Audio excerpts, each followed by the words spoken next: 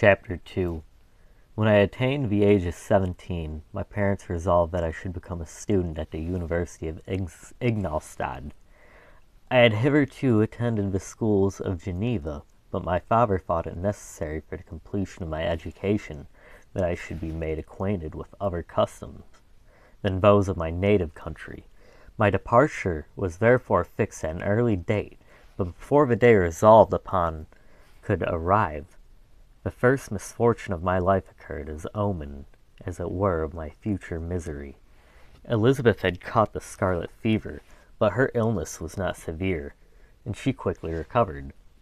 During her confinement, many arguments had been urged to persuade my mother to refrain from attending upon her.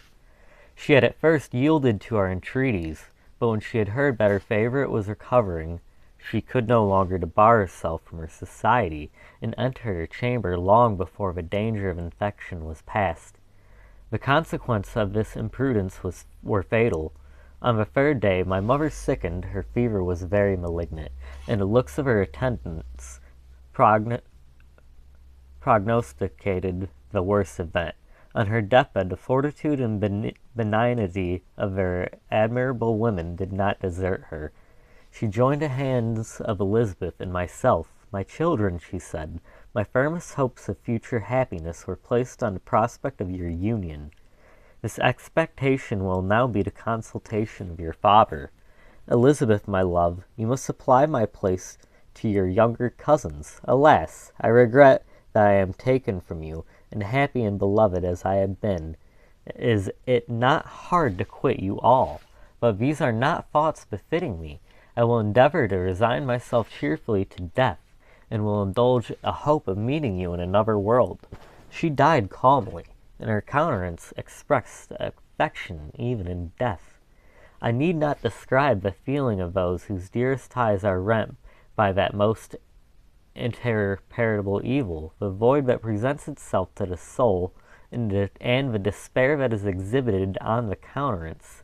It is so long before the mind can persuade itself that she whom we saw every day, and whose very existence appeared a part of our own, can have departed forever. That the brightness of a beloved eye can have been extinguished, and the sound of a voice so familiar and dear to the ear can be hushed, never more to be heard. These are the reflections of the first days. But when the lapse of time proves the reality of the evil, then the actual bitterness of grief commences. Yet from whom was not that rude hand rent away from some dear connection? And why would I describe a sorrow which all have felt and must feel? The time at length arrives when grief is rather an indulgence than a necessity, and a smile that plays upon the lips, although it may be deemed a sacrilege, is not banished. My mother was dead, but we had still duties which we ought to perform. We must continue our course with the rest, and learn to think ourselves fortunate, while on one remains whom the spoiler had not seized. My journey to Ingolstadt, which had been deferred by these events, was now again determined upon. I obtained from my father a respite of some weeks. This period was spent sadly. My mother's death and my speedy departure depressed our spirits. But Elizabeth endeavored to renew the spirit of cheerfulness in our little society. Since the death of her aunt, her mind had acquired new firmness and vigor. She determined to fulfill her duties with the greatest exactness, and she felt that most imperious duty of rendering her uncle and cousins happy had devolved upon her.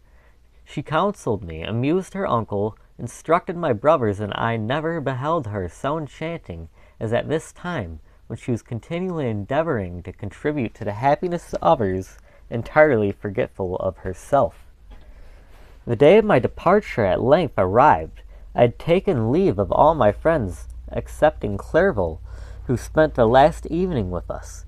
He bitterly lamented that he was unable to accompany me, but his father could not be persuaded to part with him, intending that he should become a partner with him in business.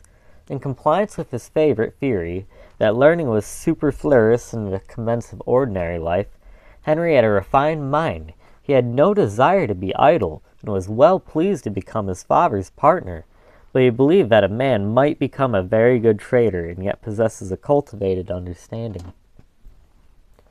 We sat late listening to his complaints and making many little arrangements for the future. The next morning, early, I departed. Tears gushed from the eyes of Elizabeth. They proceeded partly from sorrow at my departure, and partly because she reflected that the same journey was to have taken place 3 months before, when a mother's blessings would have accompanied me. I threw myself into the chaise that was to convey me away, and indulged in the most melancholy reflections.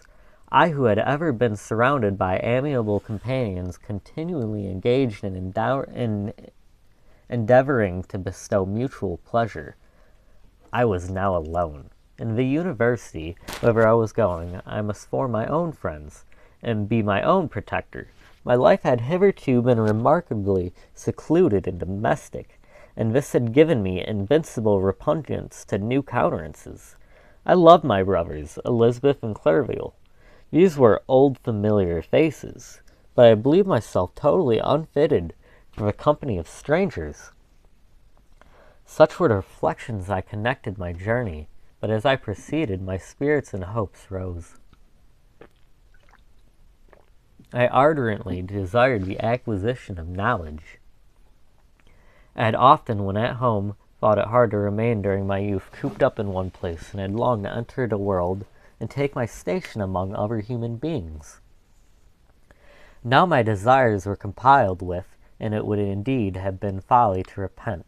I had sufficient leisure for these, and many other reflections during my journey to Ingolstadt, which was long and fatiguing. At length the high white steeple of the town met my eyes. I alighted and was conducted to my solitary apartment to spend the evening as I pleased. The next morning I delivered my letters of introduction and paid a visit to some of the principal professors, and among others to M. Krempe, professor of natural philosophy. He received me with politeness and asked me several questions concerning my progress in the different branches of science appertaining to natural philosophy. I mentioned, it is true, with fear and trembling, the only authors I had ever read upon those subjects. The professor stated, "Have you," he said, "really spent your time in studying such nonsense?" I replied in affirmative. "Every minute," continued M. Krempe with warmth. "Every instant that you have wasted on those books is utterly and entirely lost. You have burdened your memory with exploded systems and useless names. Good God!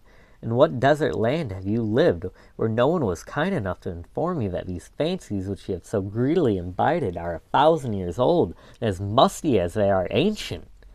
I little expected in this enlightened and scientific age to find a disciple of Albertus Magnus and Paracelsus. "My dear sir, you must begin your studies entirely anew." So saying, he stepped aside and wrote down a list of several books treating of natural philosophy which he desired me to procure, and dismissed me, after mentioning that in the beginning of the following week he intended to commence a course of lectures upon natural philosophy and its general relations, and that M. Waldman, a fellow professor, would lecture upon chemistry the alternate days that he missed. I returned home, not disappointed, for I had long considered those authors useless whom the professor had so strongly reprobated, but I did not feel much inclined to study the books which I had procured at this recommendation.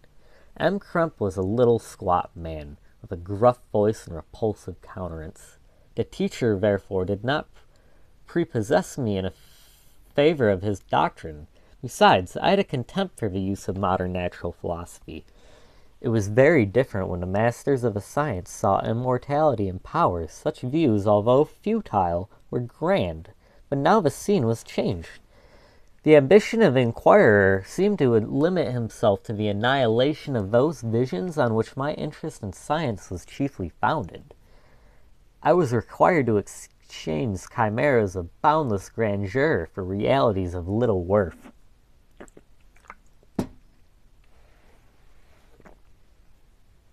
Such were my reflections during the first 2 or 3 days spent almost in solitude.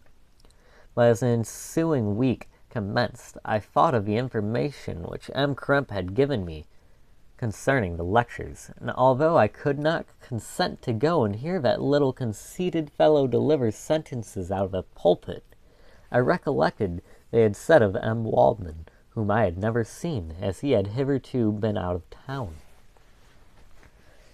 Partly from curiosity and partly from idleness, I went into the lecturing room, which M. Waldman entered shortly after. This professor was very unlike his colleague. He appeared about 50 years of age, but with an aspect expressive of the greatest benevolence. A few gray hairs covered his temples, but those at the back of his head were nearly black. His person was short, but remarkably erect, and his voice the sweetest I had ever heard. He began his lecture by a recapitulation of the history of chemistry, and the various improvements made by different men of learning, pronouncing with fervor the names of the most distinguished discoverers. He then took a cursory view of the present state of the science, explained many of its elementary terms. After having made a few preparatory experiments, he concluded with a panegyric upon modern chemistry, the terms of which I shall never forget. The ancient teachers of this science, said he, promise impossibilities and perform nothing. The modern masters promise very little.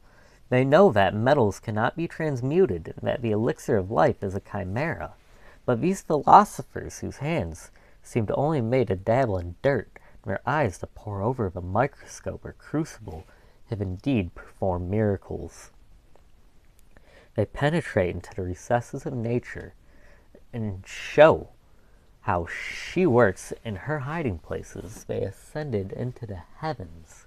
They have discovered how the blood circulates in the nature of the air we breathe. They have acquired new and almost unlimited powers. They can command the thunder of heaven, mimic the earthquakes, and even mock the invisible world with its own shadows. I departed highly pleased with the professor in his lecture, and paid him a visit the same evening. His manners in private were even more mild and attractive than in public, for there was a certain dignity in his mien during his lecture, which in his own house was replaced by the greatest affability and kindness.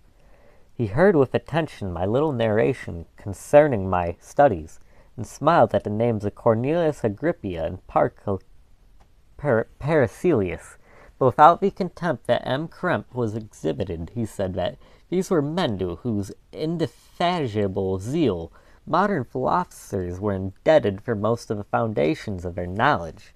They had left to us as an easier task to give new names arranged in connected classifications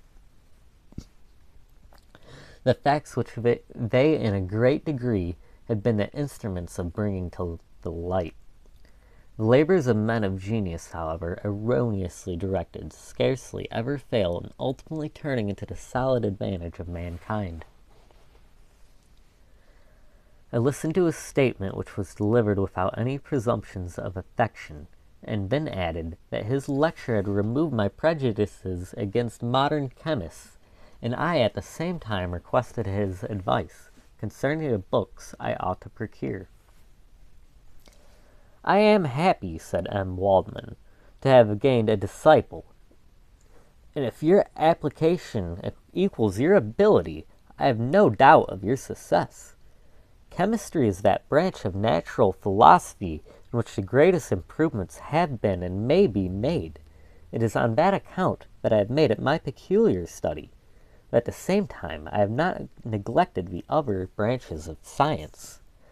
A man would make but a very sorry chemist if he attended to that department of human knowledge alone. If you wish to become really a man of science, and not merely a petty experimentalist, I should advise you to apply to every branch of natural philosophy, including mathematics. He then took me into his laboratory and explained to me the uses of his various machines, instructing me as to what I ought to procure, and promising me the use of his own. When I should have advanced far enough into science not to derange their mechanism, He also gave me the list of books which I had requested, and took my leave. Thus ended a day memorable to me. It dedicated my future destiny.